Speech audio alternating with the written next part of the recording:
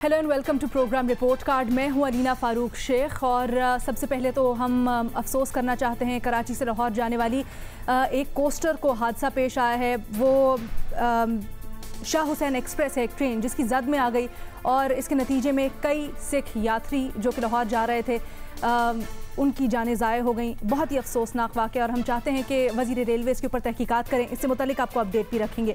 लेकिन आज की बड़ी खबर से प्रोग्राम का आगाज़ करते हैं। Chief justice Lahore high court की सरबराही में एक इंतज़ामी कमेटी कायम की गई थी। मुबैना वीडियो स्कैंडल में जज अरशद मलिक की तहकीकात के लिए इस केस की और इसका फ़ैसला करने के लिए तो आज फाइनली ये फ़ैसला आ गया है और जज अरशद मलिक को बरतरफ कर दिया गया है उनकी मुलाजमत से। अब फैसले पर रद्द अमल आया है। नून लीग का मुस्लिम लीग नून के सदर शहबाज शरीफ ने रद्द अमल का इजहार करते हुए कहा कि अल्लाह ताला के हुजूर सरबसजूद है कि उसने मुल्क व कौम की मुखलिसाना खिदमत करने वाले नवाज शरीफ की बेगुनाही को साबित कर दिया और साबित हो गया कि जज ने इंसाफ पर मबनी फैसला दिया था और 3 बार के मुंतखब वजीर आजम को नाहक सजा दी गई। उन्होंने कहा कि सच्चाई सामने आने पर इंसाफ का तकाजा है कि नवाज शरीफ के खिलाफ सजा को ख़त्म किया जाए। और यही नहीं बल्कि मरीम नवाज ने भी कुछ इसी तरह का मुतालबा किया है। उन्होंने ट्विटर पैगाम में कहा है कि जी 3 बार मुल्क के वजीर आजम रहने वाले मकबूल तरीन सियासतदान की बेगुनाही पर वक्त का फैसला आ गया है। इंसाफ का तकाजा ये है कि दागदार जज के दागदार फैसलों को फाड़ कर फेंक दिया जाए। अब अपने एनालिस्ट से हमारा सवाल कुछ यूँ है कि मरीम नवाज का ये जो मुतालबा है क्या ये जायज़ है, हाँ या ना के ऑप्शंस हैं, लेकिन जनरल कमेंट भी कर सकते हैं। और पैनल पर आज हमारे साथ मौजूद हैं बेनज़ीर शाह साहिबा, मेमुल सरफराज साहिबा, मज़हर अब्बास साहब, बाबर सत्तार साहब और इरशाद भट्टी साहब भी हमें ज्वाइन कर रहे हैं। और इस मामले के 2 पहलू हैं, एक कानूनी मामला है और एक सियासी जंग है, सियासी बयानियाँ है। इसको हम ज़रा दोनों को मुख्तलिफ लेके चलेंगे और फिर इकट्ठा करके भी जायज़ा लेंगे। तो बाबर सत्तार साहब सबसे पहले आपकी तरफ आते हैं। ये जो मुतालबा है कि जितने फ़ैसले थे इन जज साहब के, जिनमें बड़े बड़े फ़ैसले भी शामिल हैं, न सिर्फ अल अज़ीज़िया रेफरेंस बल्कि वो फ्लैगशिप रेफरेंस जिसमें नवाज शरीफ साहब को बरी किया गया और बाबर आवान साहब का नंदीपुर रेफरेंस भी जिसमें उनको बरी किया गया, तो क्या होता है अमूमी तौर पर, क्या मिसकॉन्डक्ट पर जज के जितने फ़ैसले होते हैं उनको भी बरतरफ कर दिया जाता है? देखिए, ये तो हर सिचुएशन पे डिपेंड करता है कि मिस ट्रायल डिक्लेयर हो सकता है और हो जाता है अगर जुडिशल कोई गलती हो, मिसकॉन्डक्ट हो या प्रोसिक्यूशन की गलती हो और उनका मिसकॉन्डक्ट हो। बाकी दुनिया में तो ये होता है। 2-3 असूल हैं। देखिए, हम जब भी किसी को कन्विक्ट करते हैं तो पहला प्रिंसिपल है इनोसेंट अंटिल प्रूवन गिल्टी, कि आप इनोसेंट मानेंगे जब तक उसे गिल्टी डिक्लेयर नहीं करेगी ट्रायल के बाद एक अदालत। मैं इसलिए आइडेंटिफाई कर रहा हूं क्योंकि इस पूरे केस में और 2-3 साल जब ये कहानी चली मीडिया में भी और एक मीडिया ट्रायल चल रहा था, एक जुडिशियल ट्रायल चल रहा था, तो इस केस में खासी असूल लगते रहे सुप्रीम कोर्ट से लेके नीचे तक। सो ये पहला प्रिंसिपल। दूसरा प्रिंसिपल क्या है, स्टैंडर्ड क्या है जब आपने एविडेंस प्रोड्यूस करनी है, वो है बियॉन्ड रीजनेबल डाउट। सो एक डिफेंस काउंसिल का काम यह है कि वो खाली रीजनेबल डाउट क्रिएट करे कि शायद मेरे क्लाइंट ने ये काम नहीं किया।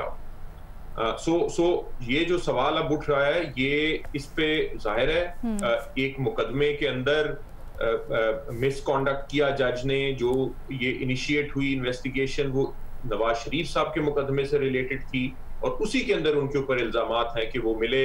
एक पार्टी कहती है कि दूसरी साइड के दबाव के नीचे उन्होंने फैसला किया, रियासत कहती है कि उन्होंने ब्लैकमेल हो रहे थे जिसका ट्रायल कर रहे थे। आइदर वे इसी मुकदमे से रिलेटेड। सो ये कहना कि जो प्रिंसिपल है कि जुडिशियल जो फोरम है, आपकी अदालत है, वो बिल्कुल न्यूट्रल और डिस्पैशनेट बेसिस के ऊपर फैसला दे, वो तो जाहिर है बात नहीं है। दोनों पार्टीज का ये ख्याल है कि दूसरी पार्टी इन्फ्लुएंस कर रही थी और उस इन्फ्लुएंस में आके उन्होंने फैसला दिया।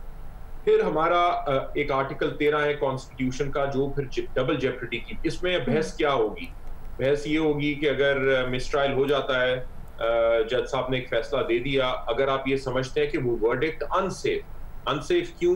क्योंकि किसी ना किसी के इन्फ्लुएंस के नीचे है, या ये बताने का कोई तरीका नहीं है कि क्या वो इन्फ्लुएंस थे या नहीं थे, क्योंकि उन्होंने ये एडमिट किया है कि वो पार्टी से मिलते रहे इस सारे प्रोसेस के दरमियान और जो गुफ्तगू है वो उनकी वीडियो के ऊपर मौजूद भी है वो। अब लेकिन ये तो मैं आम असूलों की बात कर रहा हूँ कि फिर सवाल ये उठेगा कि डबल जेप्रिडी होगी।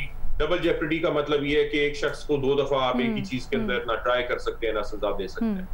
सो ये तो वो तमाम लीगल सवाल है जिसपे जाहिर है नवाज शरीफ के वकील अब अदालत में बात करेंगे और अदालत के ऊपर डिपेंड करेगा।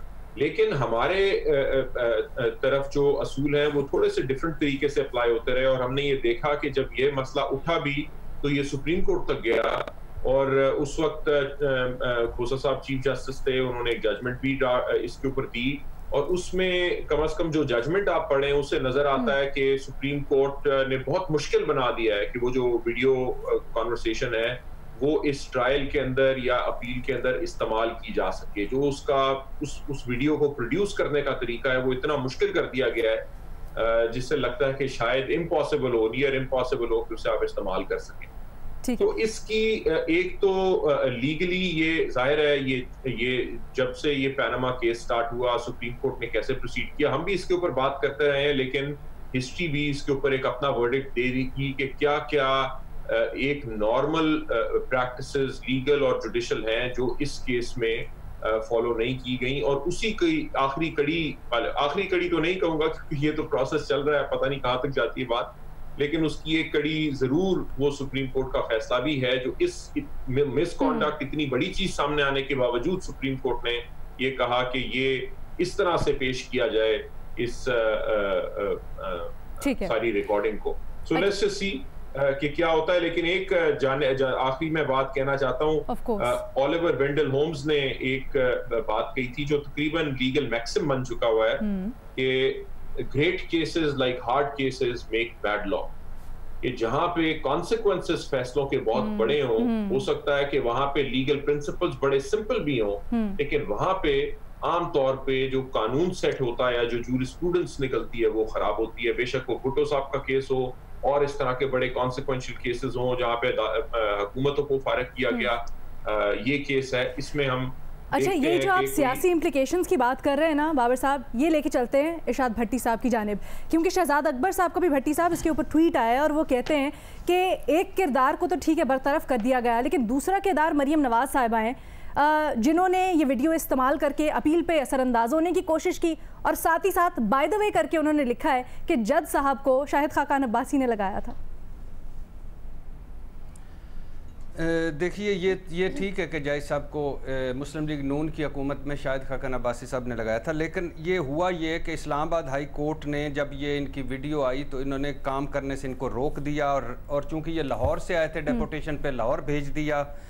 हुकूमत ने जब इन्हें OSD बनाया तो सुप्रीम कोर्ट ने इस पर बरहमी का इजहार किया।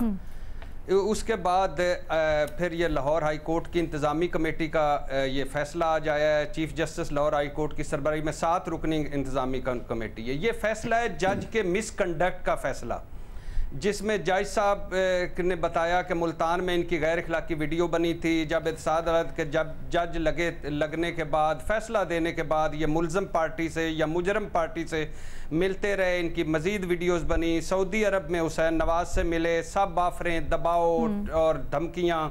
फैसले के बाद रायविंड में जाकर नवाज शरीफ साहब मिले। मतलब जज की अपनी सरगर्मियाँ, मिसकंडक्ट और ये सब वीडियोज़, फैसला इन्हें बरतरफ कर दिया। याद रहे कि सुप्रीम कोर्ट ने कहा था कि जज के कंडक्ट से हमारे सर शर्म से झुक गए हैं। ये वो था कि जज साहब का जो अपना कंडक्ट, ये अभी जस्टिस काजी फाजी साहब फैसले का नवाज शरीफ, लेकिन इस फैसले का नवाज शरीफ साहब के फैसले से कोई ताल्लुक नहीं है।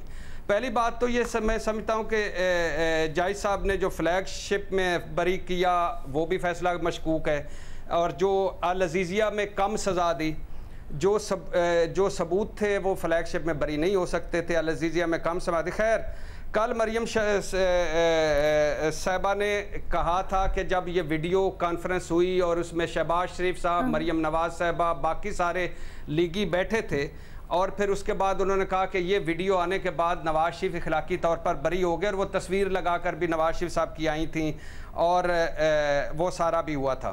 अच्छा भट्टी साहब, आपने 2 रेफरेंसेस की बात कर दी नवाज शरीफ वाले, बाबर अवान साहब के रेफरेंस को आप भूल गए। नंदीपुर रेफरेंस में भी तो उनको बरी किया था ना इन्हीं जज ने। नहीं, ये फैसला गालबन आपने ये इस वक्त मुझसे सवाल किया था मरियम नवाज साहिबा का और ये जो जज अरशद मलिक का।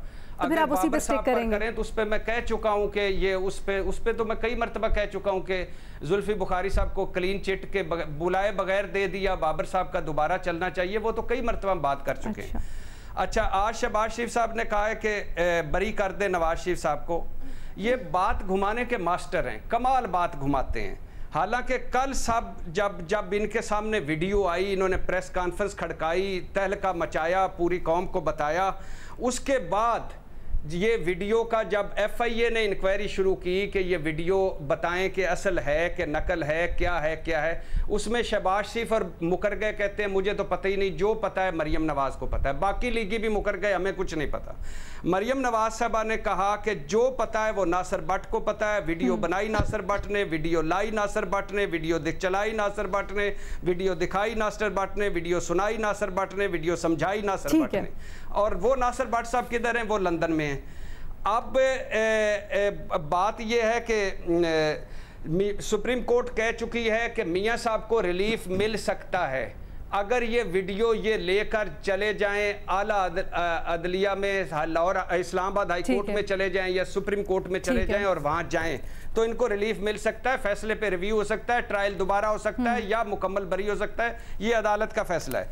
लेकिन ये सुप्रीम कोर्ट कह चुकी है, अपने फैसले के बंदयाल साहब ने भी कहा, चीफ जस्टिस खोसा साहब ने भी कहा कि ये वीडियो बनाने वाले ही वीडियो से लाताल्लुक हो गए हैं, ये कहानी बनाने वाले ही कहानी से लाताल्लुक हो गए।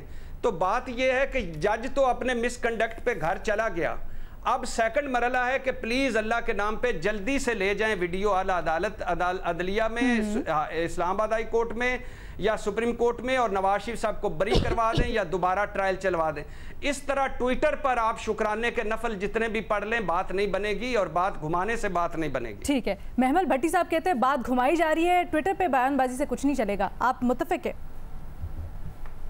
देखिए अलीना, बात सिंपल सी ये है कि उस वीडियो को ही एडमिसिबल करके या कि वो क्लाइंट से मिले, जो भी जिस भी वजह से उनको मिसकंडक्ट के ऊपर बरतरफ किया गया है ना, तो उसमें तो एक तरह से जो बैठे हैं जिन्होंने फैसला किया है बरतरफ करने का, जो कमेटी बैठी थी, तो उन्होंने यही कहा। तो फिर अगर उसकी रूह से देखे तो फिर तो चले मुतालबा जायज है, लेकिन मैं मुतालबे की भी उसमें नहीं आती। मेरा इसके अंदर सिंपल सी चीज ये है कि एक केस था जो बेनजीर भुट्टो साहबा का और आसिफ अली जरदारी साहब का था, जिसके अंदर जस्टिस कयूम की और राशिद अजीज साहब की जो है उनकी ऑडियो थी, वो सैफुर रहमान से गालिबन बात कर रहे थे जो PMLN के, और वो उनको बता रहे थे कि क्या जजमेंट लिखनी है, कितनी सजा देनी है, और उसके बाद ही लिखी गई थी। तो वो जब सामने आई तो हालांकि उसको उस तरीके से एडमिसिबल नहीं किया गया, उस ऑडियो के बगैर भी ये, जहां तक मुझे याद पड़ता है, ये फैसला दिया गया कि इस फैसले के अंदर एक एविडेंस ऑफ बायस नजर आता है, इस जजमेंट के अंदर एक एविडेंस ऑफ बायस नजर आता है। तो मेरा अपना ये ख्याल है कि आला अदलिया को इस पर नजरसानी तो करनी पड़ेगी। गालिबन अपील के अंदर भी केसेस है, लेकिन उनको ये देखना पड़ेगा कि क्या जो फैसला जज अरशद मलिक ने दिया था उसके अंदर कोई एविडेंस ऑफ बायस है कि नहीं। बेशक वो वीडियो एविडेंस उसमें एडमिसिबल ना भी करें, उसके ऊपर ना भी आए, लेकिन वो ये कड़ी जरूर मिलाए, वो देखें इसको दोबारा से, उनको एक बार देखना जरूर पड़ेगा, क्योंकि ये केस इतना कंट्रोवर्शियल हो गया इन जज साहिब की वजह से, और फिर अब उनकी बरतरफी भी होगी। हालांकि उन्होंने तो अभी इसी साल शायद या इसी महीने के एंड पे उन्होंने वो रिटायर भी हो जाना था, लेकिन अब तो उनको बरतरफ कर दिया गया ना, उनके खिलाफ बड़ा सख्त एक्शन लिया गया।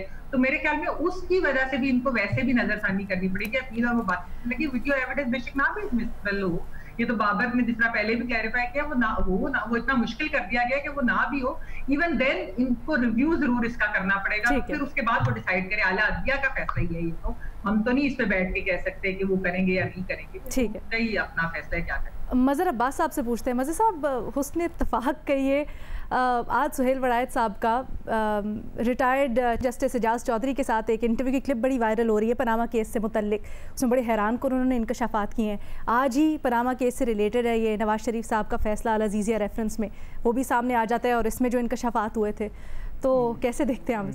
ज़ाहिर है उनका वो जो इंटरव्यू है, जो उन्होंने इंकशाफात किए हैं, सिर्फ यही नहीं कि पनामा केस के हवाले से उन्होंने कहा कि वो मुतनाज़ा केस रहेगा हमेशा, उन्होंने ये भी कहा कि उन पे किस तरीके से दबाव डालने की भी कोशिश की गई कि किसी जज की प्रमोशन के लिए। ये हमारी बदकिस्मती है, हमारे पूरे सिस्टम की बदकिस्मती है कि हमारे यहाँ जजेस भी माइनस होते रहे हैं और अब भी कोशिश हो रही है कि किसी को माइनस कर दिया जाए।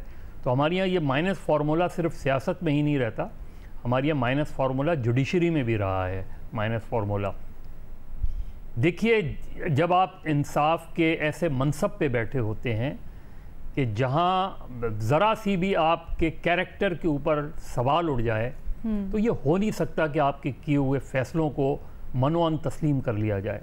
अगर किसी जज के मॉरल कैरेक्टर की, मॉरल कंडक्ट पर सवाल उठ जाए तो फिर उसके फैसले कैसे मुनसिफाना हो सकते हैं।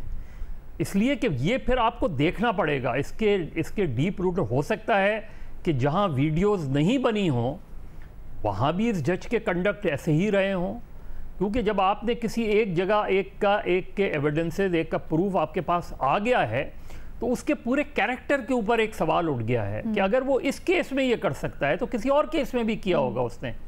तो मेरे ख्याल में ये सवाल तो अपनी जगह है, लेकिन जो भट्टी साहब बात कह रहे हैं वो बिल्कुल ठीक है कि सिर्फ ये तो एक एडमिनिस्ट्रेटिव फैसला हुआ है ना कि उनको एडमिनिस्ट्रेटिवली हटा दिया गया है, बरतरफ कर दिया गया है। बाकी जो जुडिशल रिव्यू है उसके लिए तो मेरा ख्याल है कि मुस्लिम लीग नून, मरियम नवाज साहिबा को यही है कि हमारे यहाँ बदकिस्मती से मिठाई पहले तकसीम हो जाती है, बाद में पता चलता है कि मिठाई का वक्त नहीं है, नमक पारों का वक्त है। तो मेरा ख्याल में कि इनको जाना चाहिए, सुप्रीम कोर्ट जाना चाहिए, रिव्यू पे जाना चाहिए और अल्टीमेट फैसला लाने की कोशिश करनी चाहिए कि अल्टीमेटली सुप्रीम कोर्ट इस चीज़ को जो है रिकग्नाइज करे, आपकी अपील को अपहेल्ड करे। उससे पहले ये सिर्फ पॉलिटिकल जो है पॉइंट स्कोरिंग नज़र आती है। शहजाद अकबर साहब भी, वो भी उनका कहना गलत है कि जी एक साइड को सज़ा होगी अब दूसरे साइड की। भाई दूसरे साइड का मसला नहीं है, एक जज के कंडक्ट की बात है।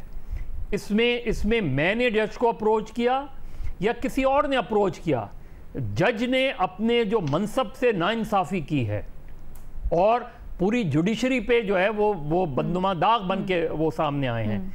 तो जुडिशरी ने तो उनके खिलाफ इस हद तक तो कर लिया कि उन्हें बरतरफ कर देना चाहिए, लेकिन मेरा ख्याल है इससे आगे भी जाने की ज़रूरत है, इन चीज़ों को देखने की भी ज़रूरत है और इस चीज़ को भी देखने की ज़रूरत है जो जस्टिस रिटायर्ड एजाज चौधरी साहब ने सुहेल वड़ाई साहब के इंटरव्यू में कही थी।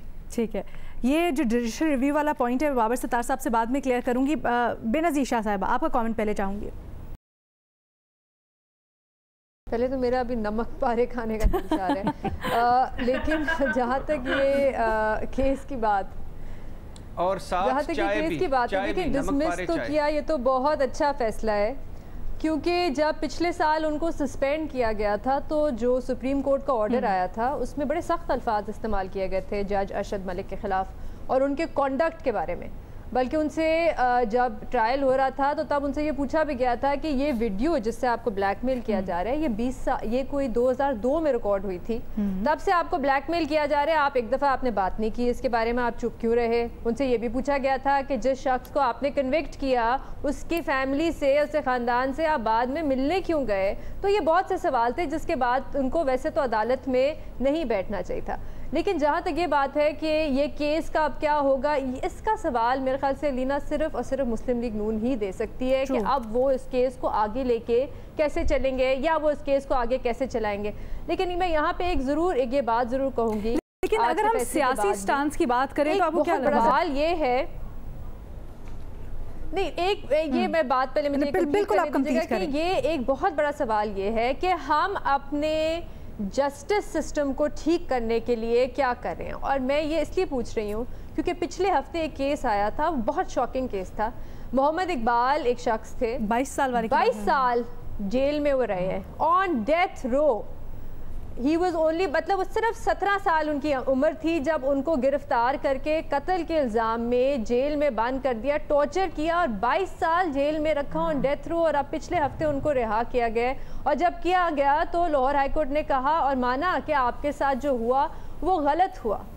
तो ये इस जस्टिस सिस्टम को जहाँ पे अभी 18 लाख केसेस हैं जो पेंडिंग है, इसको आप ठीक करने के लिए क्या कर रहे हैं। और अभी पता नहीं कितने जज अरशद मलिक हैं इस सिस्टम में जो इस किस्म के फैसले दे रहे, इसके बारे में इस पे कब गौर किया जाएगा। ठीक है, अच्छा बाबर सत्तार साहब, यकीन बड़े लेजिट पॉइंट्स है बेनज़ीर के, लेकिन बहुत लंबी बहस है। मैं ये जो जुडिशल रिव्यू वाला मुस्लिम लीग नून की तरफ से अगर अपील या रिव्यू में जाते हैं या दरख्वास्त दायर करते हैं तो कितने स्ट्रॉन्ग चांसेस हैं, क्योंकि हकीकत ये भी है कि इन्होंने ही चेंज करके जज अरशद मलिक को लगवाया नहीं था, खैर इन्होंने रिक्वेस्ट की थी चेंज करने के लिए और फिर जज अरशद मलिक आए थे। हकीकत ये भी है कि जज अरशद मलिक ने वो जो वीडियो है उसमें ये कहा है कि मैं 2 दफ़ा सऊदीया गया मिलने, और उसके बाद एक लंबी इंकशाफात की लिस्ट है। तो कितना स्ट्रॉन्ग चांस लगता है आपको? देखिए, ये रिव्यू की बात नहीं है, ये अपील ऑलरेडी पेंडिंग है, और अपील जो है वो ट्रायल की कंटिन्यूएशन होती है, और उसमें अदालत वो तमाम चीजें देख सकती है। जो जुडिशल रिव्यू का तो स्कोप बड़ा कम होता है कि आपने देखना है कि कोई गलती तो नहीं बड़ी हो गई नीचे, लेकिन अपील कंटिन्यूएशन होती है, आप एविडेंस को भी देख सकते हैं, आप तमाम चीज को असर नौ देखते हैं। सो अपील के अंदर आप तमाम बातें देख सकते हैं। देखिए, अनफॉर्चुनेट बात यह है कि यहाँ पे एक असूल की बात है, और वो असूल हम तकरीबन हर हफ्ते जाके अदालत के सामने गोशगुजार होते हैं। हम कहते हैं कि justice must not only be done but must also be seen to be done. तो ये आज आप सवाल कर रहे हैं, लोग सवाल कर रहे हैं कि क्या इस मुकदमे में इंसाफ हुआ या नहीं हुआ। जिस तरह मजहर साहब ने बात की, बेनजीर ने बात की, सो काफी सारे सवाल उठे। जब आप किसी को जाने देते हैं, ट्राई करते हैं, और उसके बाद उसे कन्विक्ट नहीं करते, तो इसका ये जरूरी मतलब नहीं है कि वो इनोसेंट है। इसका मतलब ये है कि कानून के पैमानों के मुताबिक आप उसे कन्विक्ट नहीं कर रहे। अगर मुमकिन है 50-50 लगे कि शायद इसने काम किया हो, शायद इसने ना किया हो, तो आप उसे कन्विक्ट नहीं करते।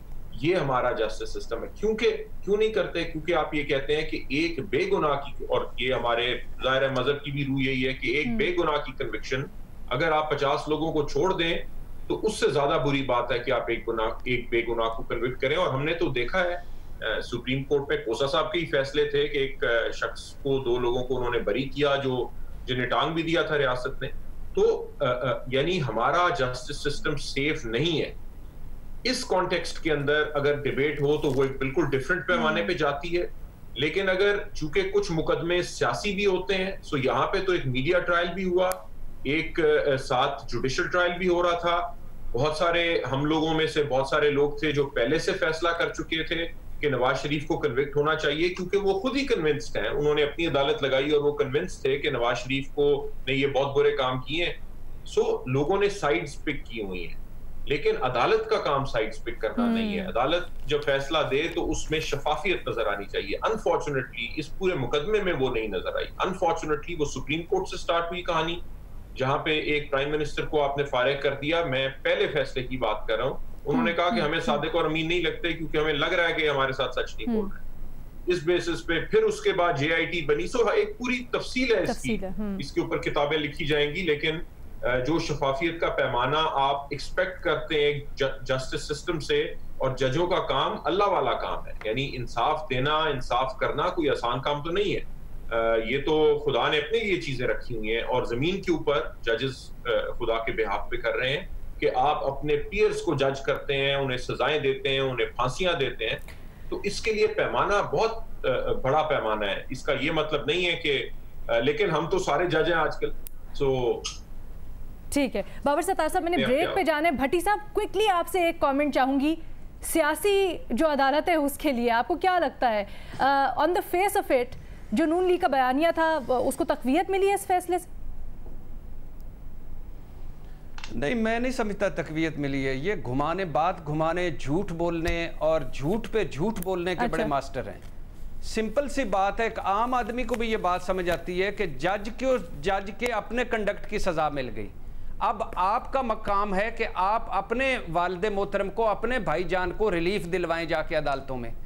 ये करते नहीं है। अच्छा, और ये मतलब आपको यही लग रहा है कि वो भाई नवाज शरीफ साहब क्यों मिला मुलजम से, मुजरम नवाज शरीफ क्यों मिला जज से, हुसैन क्यों मिला? ठीक है।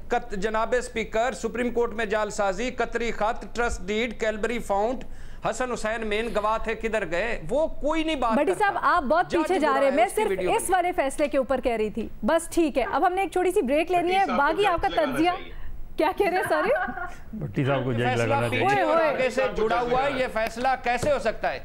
ये अल अजीजिया कहां से आया? आपको क्या लगता है बाबर सत्तार साहब वो नहीं है?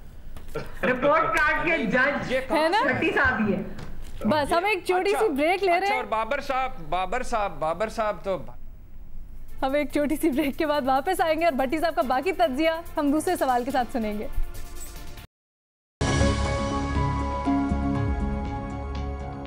पंजाब के मामले पर गुफ्तगू करेंगे तो मुस्लिम लीग नून के 6 और पीपल्स पार्टी के 1 MPA ने पार्टी क़यादत की इजाज़त के बगैर वज़ीर आला पंजाब से मुलाकात की है और अपने हलकों के मसाइल से उनको आगाह किया। इस मौके पर उस्मान बुज़दार ने अरकान को तरक्याती फ़ंड्स की पेशकश करते हुए कहा कि अवामी नुमाइंदों की इज्जत में कमी नहीं आने देंगे, मुंतखब नुमाइंदों के जायज़ काम हर सूरत होंगे और किसी को रुकावट नहीं डालने देंगे। दूसरी जानिब दोनों जमातों के इन अरकान के खिलाफ नोटिस लेते हुए शो कॉज नोटिस जारी कर दिए गए हैं। काफ़ी बरहम नज़र आते हैं इन दोनों जमातों के जो लीडरान हैं अपने अरकान पर। तो पहले आपको ये सुनवाते हैं कि जियो न्यूज़ के प्रोग्राम में इसी मामले पर बातचीत करते हुए नून लीग के रहनुमा राना सनाउल्लाह ने क्या कहा, उसके बाद डिस्कशन कंटिन्यू करेंगे। यही वो लोग हैं जो आज से 1 साल पहले भी, जिस दिन मुझे अरेस्ट किया उससे 1 दिन पहले जो है ये जो है वो उस दिन भी मिले थे और उस दिन गालबन ये 6-7 थे। कल जो मिले, आज जो मिले हैं वो 5 हैं। तो आप ये देख लें कि हुकूमत के तमाम तर हरबों की वजह से, तमाम तर हथकंडों की वजह से उनमें जो है ये इजाफा नहीं कर सके बल्कि 1-2 की जो है वो कमी हुई है। और इससे ये बात साबित है कि पंजाब में पाकिस्तान मुस्लिम लीग नून जो है वो की पार्लिमानी पार्टी जो है वो पूरी तरह से उसके ऊपर पार्लिमानी लीडर की ग्रिप भी है और पूरी मजबूती के साथ जो है वो पार्टी के साथ खड़े हैं। राना सनाउल्लाह साहब कहते हैं कि पंजाब में मुस्लिम लीग नून की पार्लिमानी पार्टी की पूरी तरह से गिरफ्त है मामलात के ऊपर, लेकिन इसके बावजूद पीपल्स पार्टी और मुस्लिम लीग नून ने एक्शन लेने का ऐलान कर दिया है इन MPAs के खिलाफ। तो अपने एनालिस्ट से हमारा आज का सवाल कुछ यूँ है कि क्या तहरीक इंसाफ पंजाब में हॉर्स ट्रेडिंग कर रही है? हाँ या ना के ऑप्शन है, लेकिन जनरल कमेंट भी कर सकते हैं। भट्टी साहब, आपके फेवरेट वजीर आला हैं, क्या चल रहा है आपको तो पता होगा। मैडम शेख मेरे फेवरेट नहीं है, ये प्लीज़ अपना फिक्रा दुरुस्त कर लें। ये मज़हर अब्बास साहब के फेवरेट है और मैं गरीब वैसे ही बदनाम हो गया हूँ और ये मज़हर अब्बास साहब से सवाल शुरू करना उनसे चाहिए था, लेकिन बहरहाल सर, लेकिन आपके हर तज्जिये में इनका जिक्र होता है तो मुझे तो लगा आपकी उनसियत ज़्यादा है। ये मैं उनसे मुखालफत नहीं, मज़हर अब्बास साहब से जो मेरा है ना वो मुखालफत की वजह से, अब्बास साहब से क्या है, मैं ये हर तजज़िये में लेता हूँ। हाँ, ये तो अब बात ये है कि दो MPA तो ऐसे हैं कि जो अपनी पार्टी से उन्होंने पहले भी कहा है कि हम जाएं नहीं, हमने मिले, अच्छा किया मिले हैं।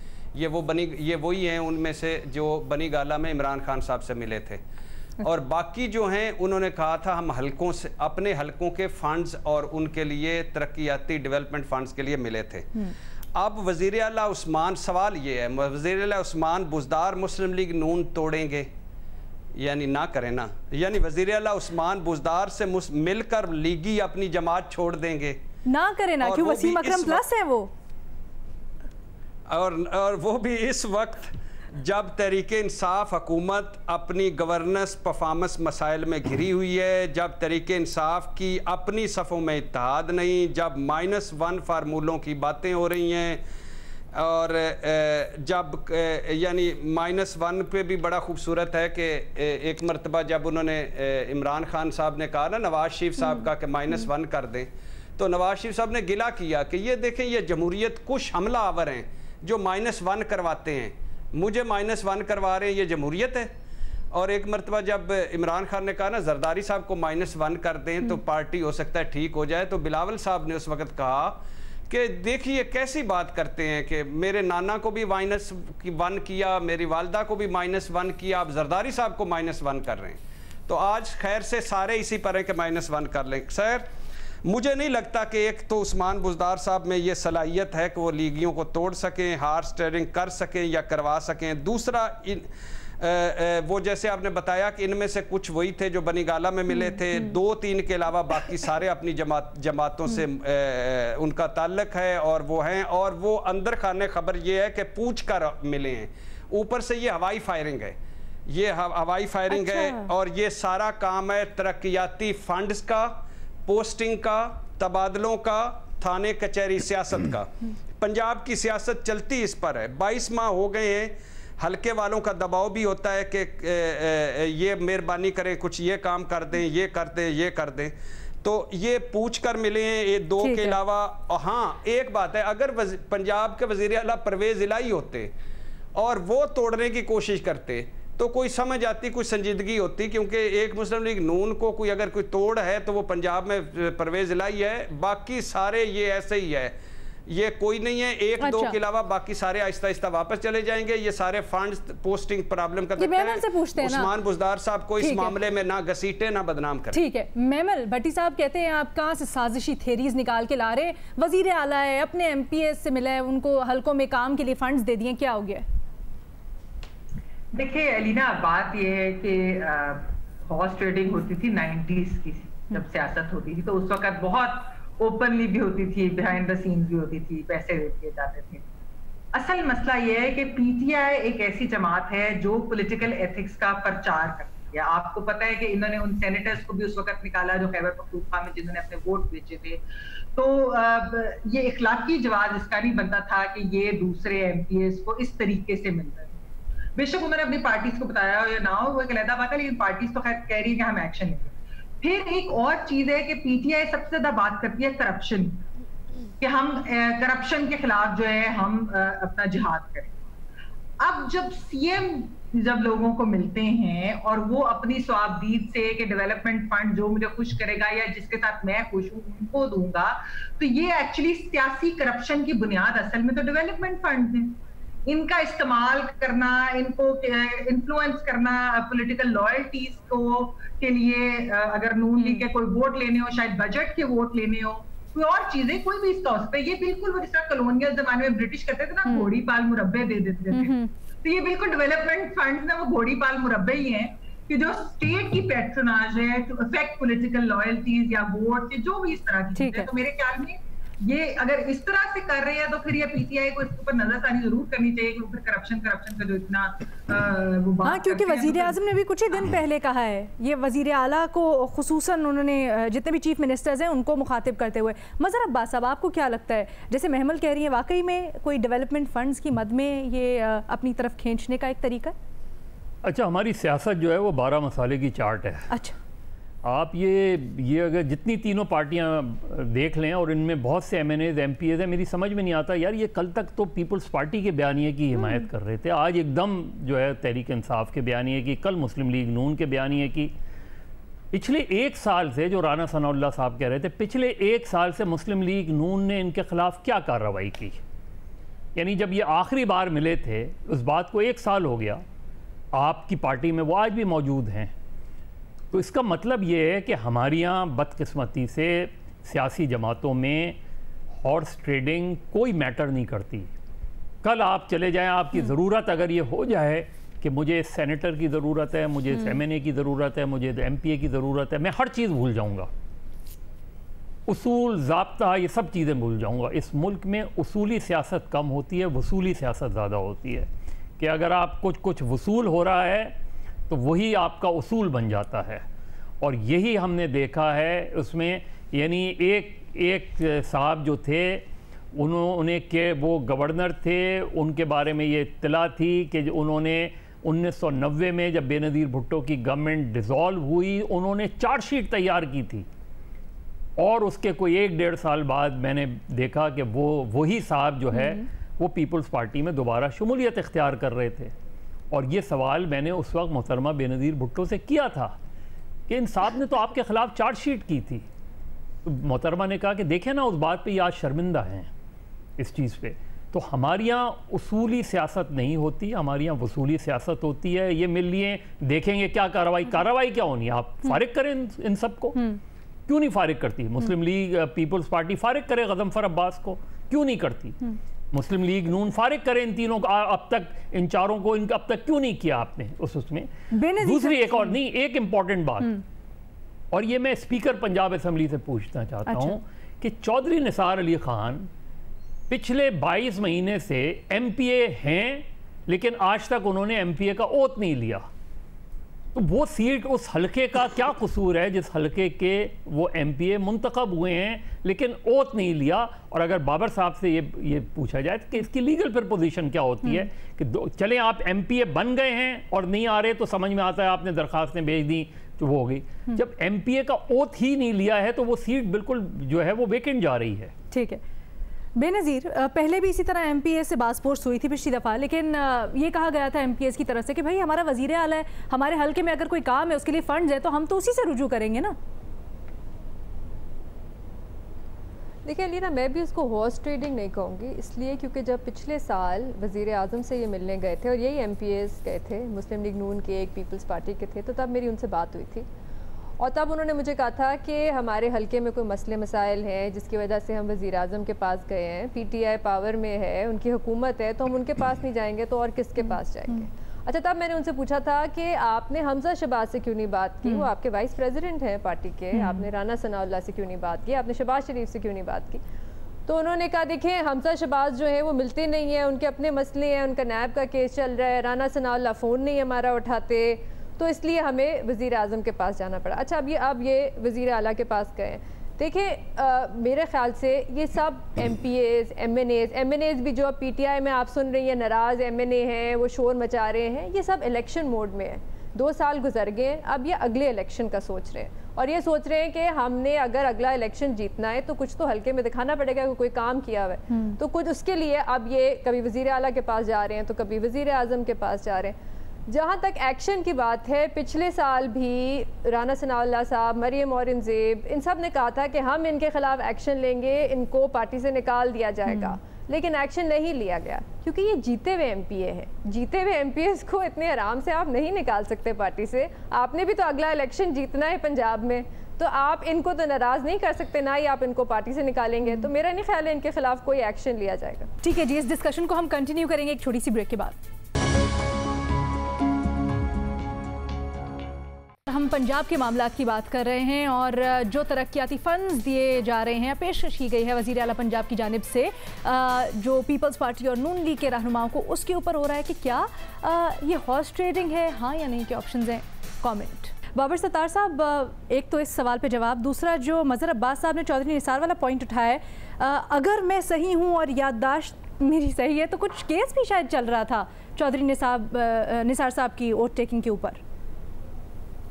देखिए, पहले तो मैं भट्टी साहब की तसल्ली के लिए ये कहना चाहूंगा कि जो लोग कह रहे हैं कि हॉर्स ट्रेडिंग शायद हो, उन्हें बुज़दार साहब पे बिल्कुल शक नहीं है, भट्टी साहब की पार्टी पे शक है। सो कोई भी ज्यादा क्रेडिट नहीं दे रहा बुज़दार साहब को, वो तो खुद भी बेचारे, उन्हें फंसा दिया गया है जिस काम में, वो पता नहीं कितनी तकलीफ में होंगे। देखिए, अगर हम असूल की बात करें तो दोनों तरफ असूल है। एक असूल ये है कि आप अपने कॉन्शियंस के लिहाज से काम करेंगे। एक पॉलिटिकल पार्टी का अगर वर्कर है या एक मेंबर है तो कानून में, आइन में 2-3 दिए हुए हैं ग्राउंड्स जिसके ऊपर आप उसे निकाल सकते हैं। उसमें से एक ये है कि आप कोई दूसरी पार्टी ज्वाइन कर लें, आप नो कॉन्फिडेंस मोशन में अपनी पार्टी के खिलाफ वोट करें, आप मनी बिल में अपनी पार्टी के खिलाफ वोट करें, किसी कॉन्स्टिट्यूशनल अमेंडमेंट में पार्टी के खिलाफ वोट करें। तो ये चीजें आइन में लिखी गई हैं। इस बेसिस के ऊपर के एक MPA जाके चीफ मिनिस्टर से, क्योंकि कंसेप्चुअली अगर आप सोचें तो आपकी एक लेजिस्लेटिव बॉडी है, एक आपकी एग्जीक्यूटिव है, एक जुडिशरी है, ये हमारा स्टेट का स्ट्रक्चर है। सो अगर एक लेजिस्लेचर का आदमी एक एग्जीक्यूटिव के आदमी से, जो चीफ एग्जीक्यूटिव है सूबे का, उससे जाके मिलता है और अपनी कंस्टिट्यूंसी के जो इश्यूज हैं वो उसे जाके बताता है, क्योंकि एग्जीक्यूटिव का काम है इम्प्लीमेंट करना, जो भी कानून भी है, बाकी चीजें भी हैं, तो इसमें आप किस चीज के उसे ब्लेम करेंगे? जाहिर है जाके एग्जीक्यूटिव से ही काम करना है ना। रोज हमारे MPAs, हमारे MNAs, आपके DC, कमिश्नर, ऊपर तमाम लोगों के साथ राब्ते करते हैं अपने काम करवाने के लिए। तो उसी PD की टॉप के ऊपर चीफ मिनिस्टर बैठा हुआ है, अगर आप उसे जाके बता रहे हैं तो इसमें आप ना कानूनी तौर पे ना कंसेप्चुअली आप इसे मेरा ख्याल है क्रिटिसाइज कर सकते हैं। प्रॉब्लम कहाँ पे आती है? प्रॉब्लम हमारी हिस्ट्री की है। आज अगर होते न्याजी साहब तो फिर कुछ छांगा मांगा की बात छिड़ती कि किसने किया किसने नहीं किया, उस पर हम हमेशा बहस करते रहते हैं। तो एक हमारी तारीख है, छांगा मांगा से बहुत पहले स्टार्ट हुई होगी, और ये संजरानी मॉडल तो हमने अभी रिसेंटली देखा, अभी संजरानी 2 पार्ट 2 भी हमने देखा कि जिसमें बज़ाहिर जितनी पार्टीज थी वो उनके अगेंस्ट थी, लेकिन फिर भी वोट ऑफ कॉन्फिडेंस वो जीत गए। तो ये हमारी एक हिस्ट्री है जिसमें, और जिसका फिर जिक्र मजहर साहब ने भी किया कि आप उन्हीं चेहरों को देखते हैं, कल तक वो एक की कस्में खा रहे हैं, आज वो दूसरे की कस्में खा रहे हैं और शर्मिंदा भी नहीं होते। और वही पॉलिटिकल पार्टीज हैं जो कहती हैं, बुरा भला कहती हैं, और जब वक्त आता है, इमरान खान साहब को देख लें, उनके तो कई दफा वो शेख रशीद साहब वाला प्रोग्राम तो लोग रोज चला देते हैं कि वो कह रहे थे। बाबर साहब, अभी जो आपने बात कही ना, उससे मेरा ध्यान वजीर आजम साहब के कुछ दिनों पहले के बयान पे जाता है, जब वो कहते हैं कि वजीर आला जो हैं वो बहुत ताकतवर हैं और गैर ज़रूरी तौर पर ताकतवर हैं। तो क्या फिर हम यही समझें कि जो वजीर आला साहब को किसी भी सूबे के पावर्स दे दी गई हैं, उसकी आड़ में ये सब कुछ फिर लेजिटिमाइज कर दिया जाता है? अगर आपको बुज़दार साहब ताकत का मंबा नजर आते हैं तो देखिए फिर हालात हमारे जितने हमें लगता है खराब है उससे बहुत ही ज्यादा खराब है सर। लेकिन अथॉरिटी तो उनके पास है ना, बेशक इम्प्लीमेंटेशन कहीं और, लेकिन अथॉरिटी तो उनके हाथ में है। ही कैन ऐड और सब्ट्रैक्ट, या नहीं? अलीना, एक बात याद आ रही कि जब अभी राणा साहब ने 1 साल पहले भी चलो इन पे बयानात दिए, उस पर भी कोई कार्रवाई नहीं। और जब सेनेट का इलेक्शन हुआ था तो चौधरी ये जो सरवर साहब हैं, ये गवर्नर साहब हैं, इनको मुस्लिम लीगियों ने कुछ ने वोट दिए थे, उस पर भी मुस्लिम लीग ने कहा था कि हम एक्शन लेंगे, लेकिन कभी नहीं लिया, कोई नहीं लिया। बट मज़े साहब देखिए, एक तो वो चाह रहा था चौधरी निसार वाली बात अगर क्लियर हो जाती। दूसरी बात, और देखिए चीज़ ये नहीं है इसमें पॉइंट ऑफ नहीं, देखिए जो बाबर साहब बात कह रहे हैं उसमें पॉइंट ऑफ कंटेंशन क्या है। चीज़ ये है कि जाहिर है आपको काम होगा आप मिनिस्टर के पास जाएंगे, आपको काम होगा आप चीफ मिनिस्टर के पास जाएंगे, आपको काम होगा आप प्राइम मिनिस्टर के पास जाएंगे। इंपॉर्टेंट बात यह है कि अपनी लीडरशिप को कॉन्फिडेंस पे लेके गए नहीं लेके गए। दूसरी इंपॉर्टेंट बात यह कि अगर वो एमपीए जाके ये कहे कि ये आज का चीफ मिनिस्टर शहबाज शरीफ से ज़्यादा बेहतर चीफ मिनिस्टर है, यहाँ आती है कुछ कुछ गड़बड़ नज़र आती है कि आपकी वफादारियाँ तब्दील हो रही हैं। क्योंकि आपको ये कहने की ज़रूरत नहीं है, आप ये तो कह सकते हैं कि आपका काम हो गया, आपको डेवलपमेंट फ़ंड जारी हो गए, लेकिन हमारे यहाँ डेवलपमेंट फंड जारी नहीं होते हैं, जारी करवाए जाते हैं, उसके सियासी मकासद होते हैं, जिसको इमरान खान एक मरतबा करप्शन की जड़ कहते थे कि ये करप्शन की जड़ है। लेकिन मजहर साहब, ये एक फिक्र ही तो वो डेवलपमेंट फंड दिलवा गया कि ये बेहतर वजीर आला है। हाँ, बस यही मैं कह रहा हूँ। अच्छा नहीं, लेकिन अभी मैं चौधरी निसार वाली बात चाह रहा था कि अगर बाबर साहब सिर्फ मैं एक चीज अलीना कहूंगी, जी महमूद बिल्कुल सिर्फ इसमें, हाँ, चौधरी जो पीटीआई के निसार की क्या बात थी कि मेरा स्पीकर बंद था, वो बात ये थी कि वो एमपीए मुंतखब हो गए, आज तक ओथ नहीं लिया। तो अब वो सीट का वो उस पर तो बाबर चले बात कर लेगा, शोले का डायलॉग बोल के। मैं सिंपल सी बात ही कहना चाहती हूँ कि पीटीआई के अपने कुछ हल्के, कुछ लोग ऐसे हैं, मेंबर्स हैं, एमपीएस और एमएनएस, कि जिनके हल्के में एमपीए के फंड नहीं सीएम पंजाब ने दिए क्योंकि वो नाराज है पर्सनली से, किसी वजह से, उनके बयानात की वजह से या कोई ऐसे ही है, बल्कि तो इसलिए मेरे ख्याल में अगर वो इन लोगों को दे रहे हैं तो फिर अपनों को भी देख ले, मतलब थोड़ा सा जरा बाबर साहब जरा चौधरी निसार साहब पर भी रोशनी डालें कि वो एमपीए जो नहीं उन्होंने लिया तो वो क्या खत्म हो गई कि अभी है? देखिए, मैं डिटेल्ड केस लॉ तो नहीं मैंने इस पे देखा हुआ, लेकिन एक बात यह है कि आप किस वक्त, आपकी डेट इन ऑफिस क्या होती है जिस दिन आप ओथ लेते हैं। मजहर साहब ने बिल्कुल ठीक बात की, भले आप जज हो, भले आप प्राइम मिनिस्टर हो, भले आप मेंबर असेंबली हो, जब आप ओथ उठा लेते हैं उस वक्त आप ऑफिस एंटर करते हैं। सो चौधरी निसार साहब ने तो ऑफिस एंटर किया ही नहीं। अगर एक सीट खाली है और इसके ऊपर लॉ भी बड़ा एम्फसाइज करता है, हमारा केस लॉ भी, कि आपने किसी भी इलाके के लोगों को डिसएनफ्रेंचाइज नहीं करना। चौधरी निसार साहब की जो कंस्टिट्यूएंसी है उसके लोग तो डिसएनफ्रेंचाइज्ड हैं क्योंकि उनकी बात करने वाला असेंबली में इस वक्त कोई मौजूद नहीं है। और बाकी केसेस में अगर कोई डिस्क्वालीफाई हो जाए, कोई फौत हो जाए, तो फिर एक अपना प्रोसेस है कि आपके एक टाइम फ्रेम दिया हुआ है कि आपने उसके ऊपर री इलेक्शन करना है। अच्छा, इसके ऊपर देखना पड़ेगा। इसके ऊपर मैं ये डिस्क्लेमर दे दूं कि अभी हम बात कर रहे हैं, लेकिन ये हतमी नहीं है। जो सर्च किया मैंने अभी तक उसमें यह है कि एक शायद इसके खिलाफ पिटिशन दायर की हुई है, तो उसका शायद फैसला आना बाकी है। इसको हम अगले प्रोग्राम में टेकअप करेंगे और यकीनन इस सवाल के ऊपर बाबर साहब आपकी भी इंसाइट चाहेंगे कि अगर तो ऐसा है या वो फैसला आ गया है तो इसके आगे क्या हो सकता है और क्या हुआ। हमारे पास अभी प्रोग्राम का टाइम खत्म हो गया है, हम कल आपसे दोबारा मुलाकात करेंगे। अल्लाह हाफ़िज़।